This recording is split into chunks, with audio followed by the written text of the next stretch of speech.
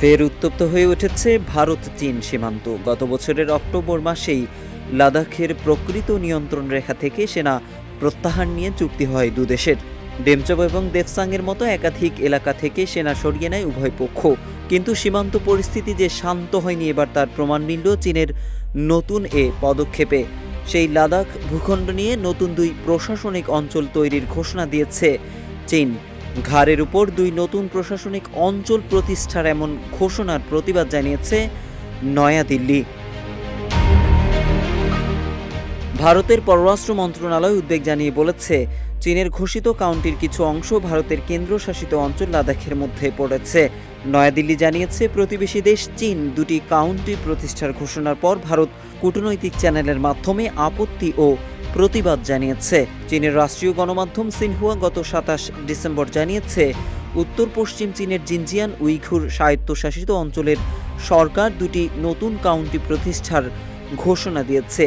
এগুলোর নাম হেয়ান এবং হেকান। চীনের রাষ্ট্রীয় বার্তা সংস্থা সিনহুয়া আরও জানায়, চীনা কমিউনিস্ট পার্টির কেন্দ্রীয় কমিটি এবং রাজ্য পরিষদেরই মধ্যে নতুন কাউন্টি দুটির অনুমোদন দিয়েছে। নতুন প্রশাসনিক অঞ্চল দুটি চীনের হোতান প্রিফেকচারের মাধ্যমে পরিচালিত হবে, কিন্তু এই অঞ্চল দুটির বেশ কিছু অংশ ভারতের লাদাখে পড়েছে। স্বাভাবিকভাবেই দেশটির এই পদক্ষেপে ক্ষোভে ফুঁসছে নয়াদিল্লি, যার তীব্র প্রতিবাদ জানিয়েছে ভারতের পররাষ্ট্র মন্ত্রণালয়। ভারতের পররাষ্ট্র মন্ত্রণালয়ের মুখপাত্র রণধীর জয়সওয়াল বলেছেন, তথাকথিত কাউন্টিগুলির কিছু অংশ লাদাখের অধীনে পড়ে। ভারত কখনোই এই অঞ্চলে ভারতীয় ভূখণ্ডে চীনের অবৈধ দখলদারিত্বকে মেনে নেবে না। জয়সওয়াল আরও বলেন, তারা দুটি নতুন কাউন্টি প্রতিষ্ঠার ঘোষণা দেখেছেন।